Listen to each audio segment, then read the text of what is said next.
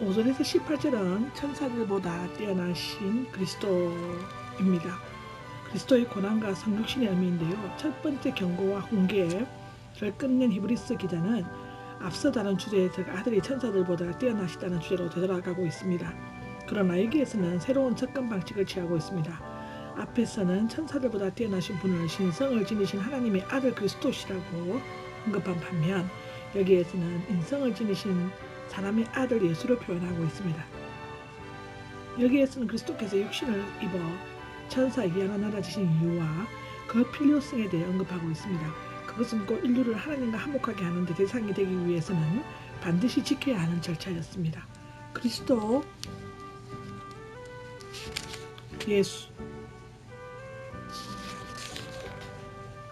예수는 권위와 겸손, 영광 그리고 대제상이라는 점에서 천사들보다 뛰어나시다고 기록되어져 있습니다. 5절에서 8절을 보면 그리스도는 권위에 있어서 천사들보다 뛰어나다 이렇게 했는데요. 1장에서 예수님이 천사들보다 뛰어나신다는 논증은 예수님께서 인간의 몸을 가지실 때에는 그가 어떻게 더 뛰어날 수 있는가? 천사들은 자신을 제외하는 인간의 몸을 갖고 있지 않기 때문에 인간의 몸을 입으신 그리스도보다는 더 뛰어난 존재가 아닌가? 라고 질문하기도 했습니다. 새로운 질문이 제기될 수도 있는데 이에 대해 5절의 이하의 절은 왜냐하면으로 시작하면서 이어 아들이 천사보다 더 뛰어난 이유를 설명하고 있습니다. 하나님께서는 다스리라고 하지 않으셨습니다라고 5절에 나와 있는데 사회사본에 의하면 쿰난 공동체는 내세의 미가엘과 그 수하에 있는 천사들이 통치자가 될 것이라고 믿었다고 합니다. 그러나 하나님께서는 장차 올 세상, 즉 현세와는 반대되며 그리스도께서 하나님 우편에 앉으시어 왕으로 다스리는 새롭고 영원한 세상, 그리스도의 초림에서 시작되어 제림에서 완성된 것을 얘기하고 있습니다. 그것을 천사들에게 다스리라고 하지 않았다라고 기록되어 있는데요. 마태복음 4장 17절에 고린도전서 15장 24절에 기록되어져 있습니다. 따라서 천사들은 장차 올 세상을 다스릴 권한이 없을 뿐만 아니라 세상도 그들에게 복종해야 할 필요가 없었습니다. 그 이유는 장차 올 세상 하나님께서 천사들을 통해 전한 율법으로 이루어지지 않고 그리스도를 통해 이루어진 구속사역으로 말미암아 창조되었기 때문입니다. 사람이 무엇이기에 돌보십니까? 라는 6절에 나와 있는데요. 6절에서 8절은 시편 8장 4절에서 6절의 인용으로서 인간의 존엄성과 그리스도께서 천사들보다 더 뛰어나심을 노래하고 있습니다. 어떤 사람이 어디에선가 유대인들의 문어체 표현 방식이며 1장의 7 인용 구절은 하나님이 말씀하신 것으로 인용하고 있지만 여기에서는 구체적으로 저자의 이름을 밝히지 않고 있습니다. 아마도 히브리서 기자는 굳이 이름을 밝히지 않아도 수신자들이 누구인지를 잘 알고 있다고 생각했는 것입니다. 그는 구약 성경의 인간적 저자가 누구인지 전혀 문제를 삼지 않고 있습니다. 사람이 무엇이기에 이 구절은 하나님께서 태초에 인간을 고귀한 존재로 창조하셨음을 겸손하게 고백하고 하나님의 은혜를 찬양하고 있습니다. 시편 기자는 사람과 인자를 히브리시의 병행 법칙에 따라 동일한 의미로 사용했지만 히브리서 기자는 사람과 인자를 구별하고 있으며 인자를 그리스도께 자신을 가리켜 말씀하신 인자와 동일시하고 있습니다. 기자는 예수님이 하셨던 것처럼 구약 성경의 토대 위에 신약적인 관점을 잘 소화시키고 있었습니다.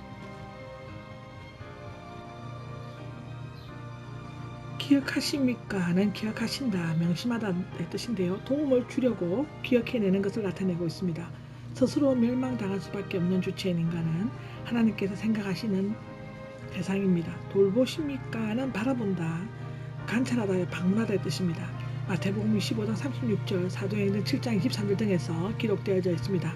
하나님께서는 사람을 도우시기 위해 기억하시고 돌보시기 위해 찾아오시는 분이심을 나타내고 있습니다. 7절에 보면 주님께서는 간을 씌우시고 잠시 동안 질적으로 조금, 시간적으로는 잠시입니다. 두 가지 의미가 다 가능하며 함께 의미를 살리는 것이 바람직합니다. 주님께서는 그를 잠시 동안 천사들보다 조금 낮추시고 천사들 구약의 맞소리 부분에는 하나님으로서 하나님 천상의 존재들, 천사들 등으로 번역하고 있습니다.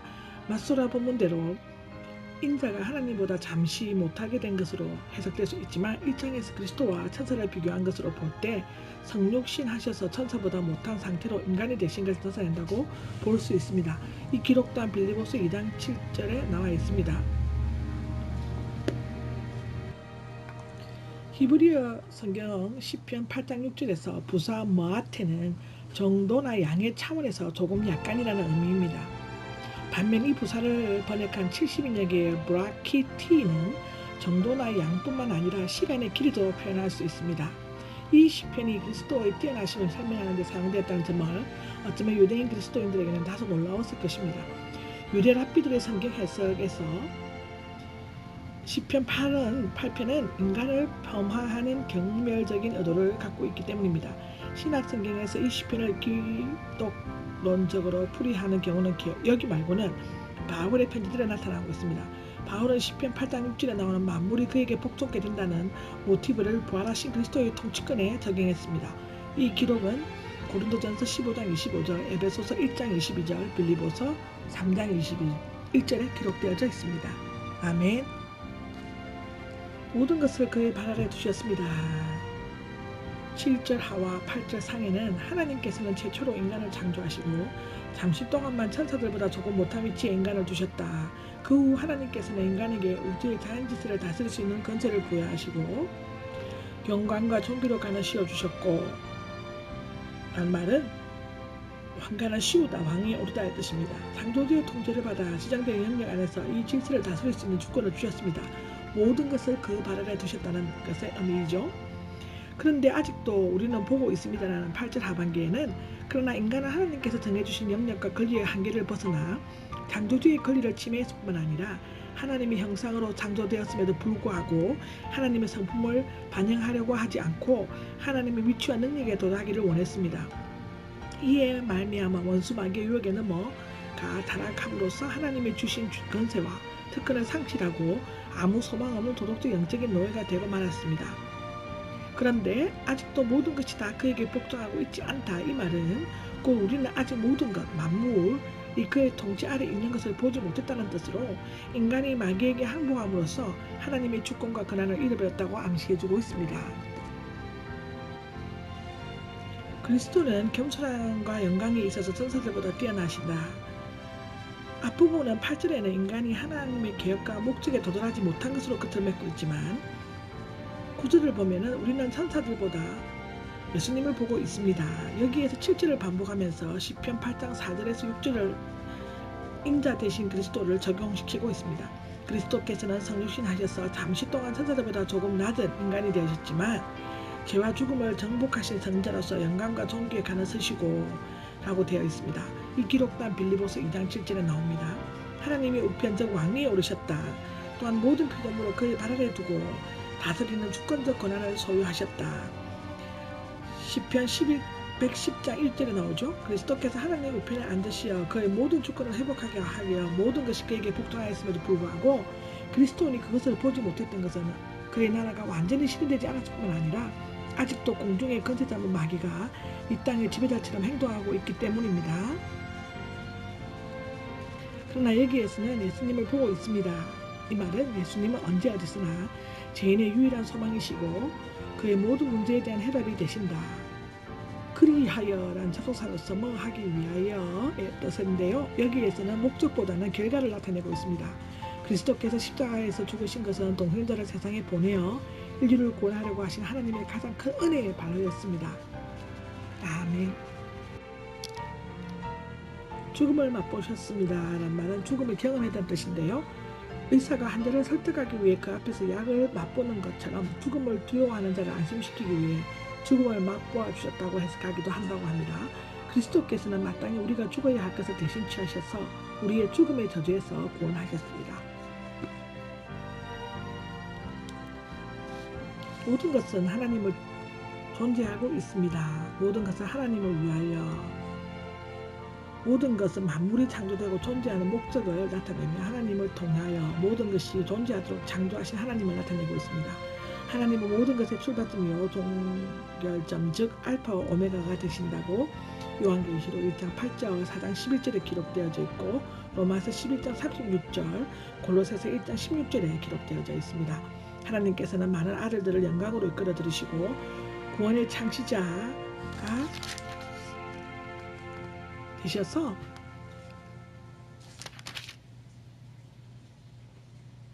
우두머리가 되신 하나님께서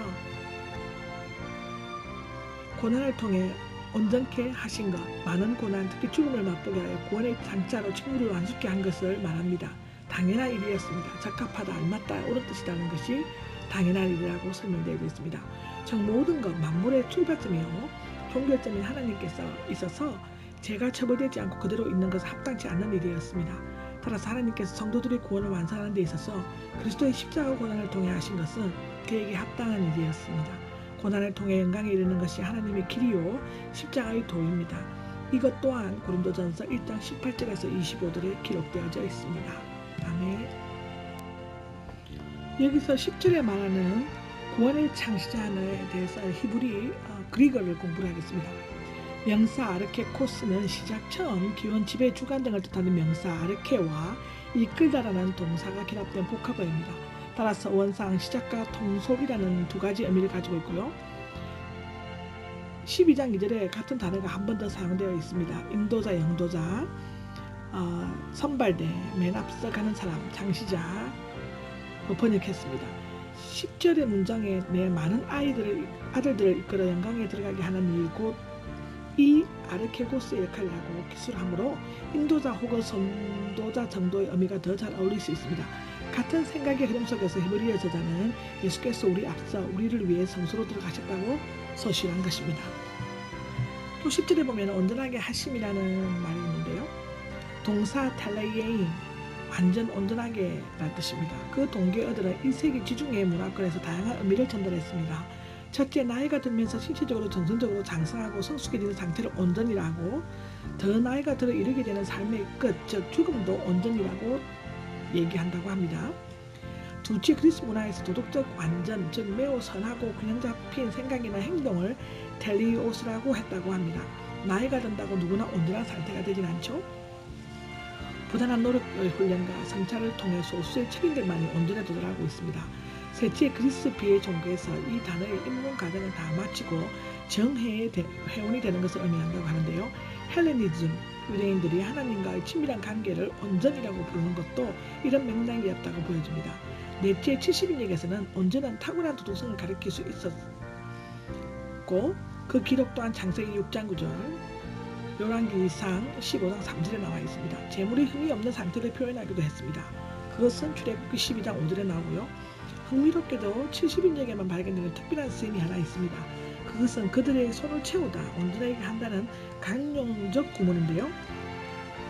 출애굽기 29장 9절에서 35절, 레위기 4장 5절, 또 민수기 3장 3절이 구절들은 구약 성경에서 찾으면 그저 제사장으로 위임받다라고 번역되어 있지만 그리스 원문에서는 분명 텔레이인이 사용되었습니다. 이처럼 온전하게 하다의 손이라는 목적어를 취함으로써 제사장 위임을 뜻하는 일종의 전문 용어가 되어진 것입니다. 아멘.